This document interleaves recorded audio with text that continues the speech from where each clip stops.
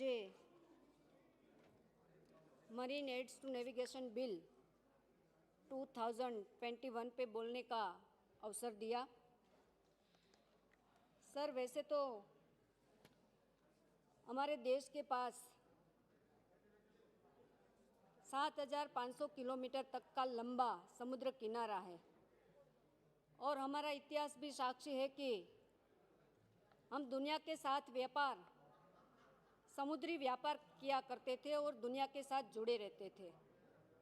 पहले के ज़माने में भी सर हम इंडोनेशिया, अफ्रीका और ऐसे कई सारे देशों के साथ व्यापार करते थे और समुद्री व्यापार करते थे और समुद्री जहाज़ों के लिए दिशा निर्देश करने वाले, जैसे कि हमारे माननीय मंत्री जी ने अभी बताया कि पहले के ज़माने में जो लाइट हाउस था उसमें तेल डाल के दिया जलाता थे और उसी से ही दिशा निर्देश होता था।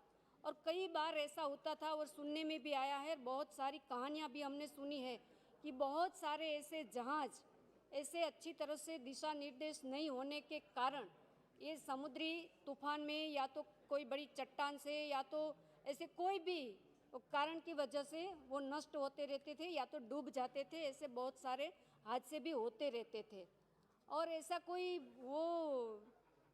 कोई रूल्स एंड रेगुलेटर भी नहीं था ये लाइट हाउस के लिए।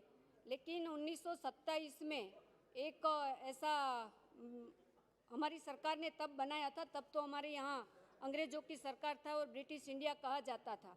तब उसने ये सोचा था कि ये 6 जो उस टाइम के जो ज़िले बोलते थे उसको, ये 6 ज़िले को उनके दायरे में लाया था और ये 6 जो लाइट हाउस है वो उनके साथ जोड़ा था और एक सेंट्रली एडवाइजरी रेगुलेटरी उनके साथ बनाई हुई थी। लेकिन उनके बाद मुझे नहीं लगता कि कोई ऐसा, थोड़े थोड़े अमेंडमेंट होते रहे लेकिन कोई ऐसी रेगुलेटरी नहीं बनी थी।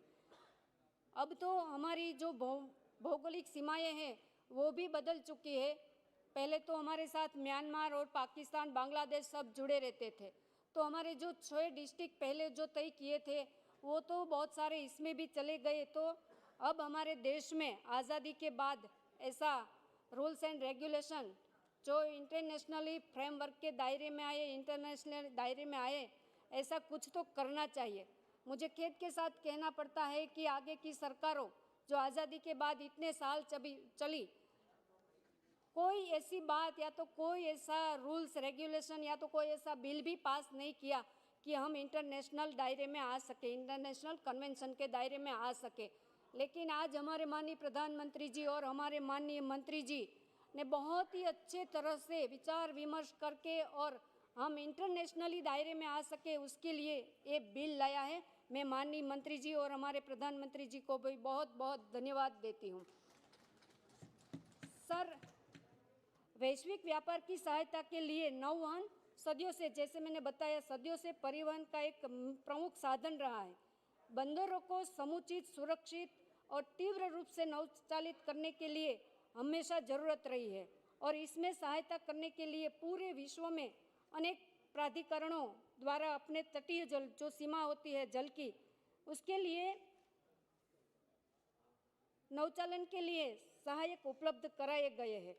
तो हमको भी पूरा अधिकार है और हमारे संविधान में भी लिखा गया है कि हमारी केंद्र सरकार को एक अधिकार दिया गया है कि ऐसे रूल्स और रेगुलेशन बनाए। तो ये काम हमारे माननीय मंत्री जी ने किया है।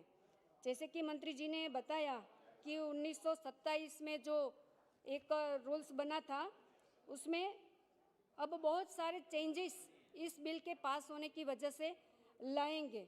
ये सारे बिल की जो डिटेल है सर, वो तो माननीय मंत्री जी बताएंगे, लेकिन मैं तो इतना कहती हूँ कि कुछ टाइम पहले आदरणीय अध्यक्ष जी, मेरी कॉन्स्टिट्यूंसी में गोपनाथ करके एक जगह है जो समुद्र किनारे पे है। हम जब छोटे थे तब से उनका लाइट हाउस देख रहे थे और जिज्ञासा भी बनी रहती थी कि ये लाइट हाउस में क्या होता है क्या नहीं, लेकिन कभी वहीं जाना नहीं हुआ।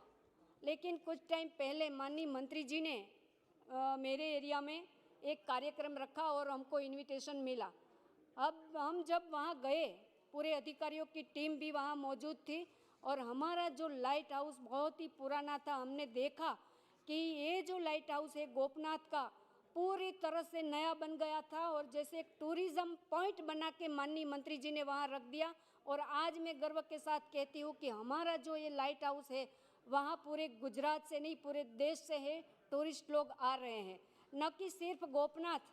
मैं बताना चाहूँगी कि हमारे गुजरात में वेरावल और द्वारका में भी ऐसा लाइट हाउस ये बन रहा है और पूरे देश से वहाँ टूरिस्ट आने लगेंगे।